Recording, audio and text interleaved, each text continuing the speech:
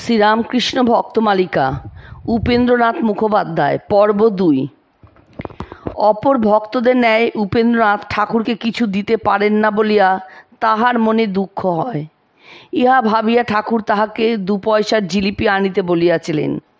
এই জন্য পরে উপেন্দ্রবাবুর বাড়িতে ঠাকুরের উৎসবে জিলিপি ভোগ দেওয়া হইত। উপেন্দ্রবাবুর পত্নী শ্রীযুক্তা ভবতারিণী দেবী জানাইয়াছেন যে উপেন্দ্র বিবাহে সম্মত ছিলেন না। পরে ঠাকুরের অনুমতিক্রমে তিনি বিবাহ করেন। মেয়েটি ঠাকুরের পূর্বপরিচিত ঘরের। তাহার নাম ঠাকুরের পছন্দ না হওয়ায় তিনি বলিলেন, ও নাম ভালো না, একটা ভালো নাম রাখো না কেন? মেয়ের নাম ঠাকুরকে দিতে বললে তিনি কহিলেন, উহার নাম হোক ভবতারিণী। সেই নামেই ইনি এখন পরিচিতা।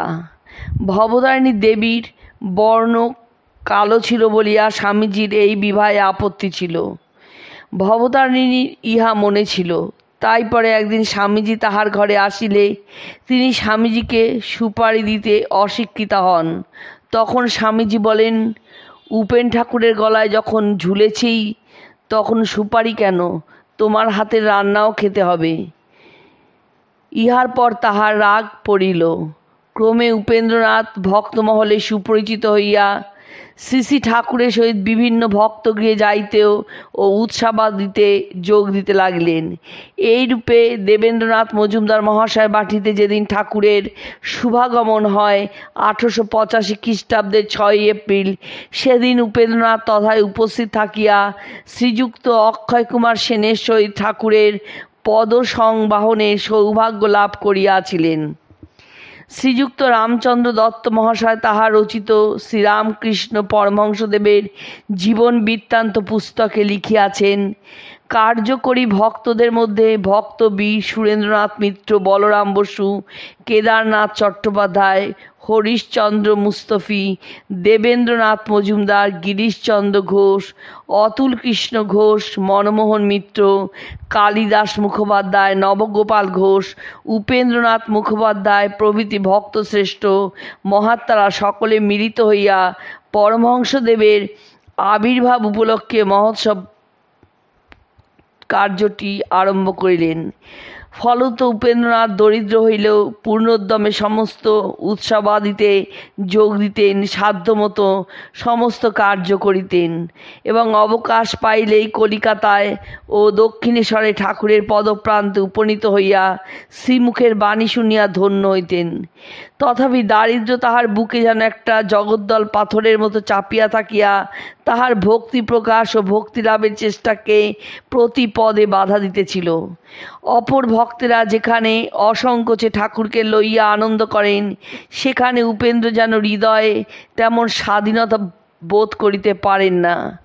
বাড়িতে মাতুল ও সর্বদা তাহার অক্ষমতার কথা স্মরণ করাইয়া দেন। ফলত ভক্তিলাভের চেষ্টার সহিত এই দারিদ্র নাশের চিন্তা সর্বদা তাহার মনে জাগরুক থাকিত। তাই শ্রীরামকৃষ্ণ যখন একদিন তাহাকে জিজ্ঞাসা করিলেন, তুই কি চাস? তখন সত্যই তাহার উত্তর আসিল, অর্থ চাই। ভক্তবাঞ্ছা কল্পতরু ঠাকুর এই জানছার সার্থকতা বুঝিয়া আশীর্বাদ করিলেন, খুব হবে। ঠাকুর ভক্তের এই ভক্তিপথের বাধা দূর করিল তাহাকে গৌণভাবে বুঝাইয়া দিতেন যে অর্থস্পৃহা জীবনের কাম্য বা উচ্চতর ভক্তি সহগামী হইতে পারে না। পূজ্যপাদ অখণ্ডানন্দজির স্মৃতিকথায় তাই উল্লিখিত আছে, সে বা উপেন্দ্রবাবু যখন দক্ষিণেশ্বরে ঠাকুরকে দর্শন করিতে আসিত, তখন একদিন ঘর ভরা ভক্তদের মধ্যে ঠাকুর অঙ্গুলি নির্দেশে উপেনকে দেখাইয়া বলিয়াছিলেন, এই ছেলেটি আমার কাছে কিছু অর্থ কামনা করে আসে যায়। শ্রীযুক্ত হেমেন্দ্র প্রসাদ ঘোষ আর এক ঘটনা উল্লেখ করিয়া লিখিতেছেন, ভক্ত সমাবেশে কোনো ভক্ত একদিন দরিদ্র উপেন্দ্রনাথকে দেখাইয়া পরমহংসদেবকে বলিয়াছিলেন, আপনি তো উপেনের কিছু করলেন না। তাহাতে ঠাকুর হাসিয়া বলিয়াছিলেন, ও তো কিছু চায় না, ওর ইচ্ছা ওর ছোট দুয়ারটি বড় হয় তা হবে। ঠাকুরের শুভেচ্ছা কিরূপ কার্যকর হইয়াছিল তাহা আমরা পরে দেখিব। কিন্তু পাঠক যদি মনে করেন যে উপেন্দ্রনাথ শুধু অর্থার্থী ছিলেন, তবে তাহার প্রতি অবিচার করা হইবে।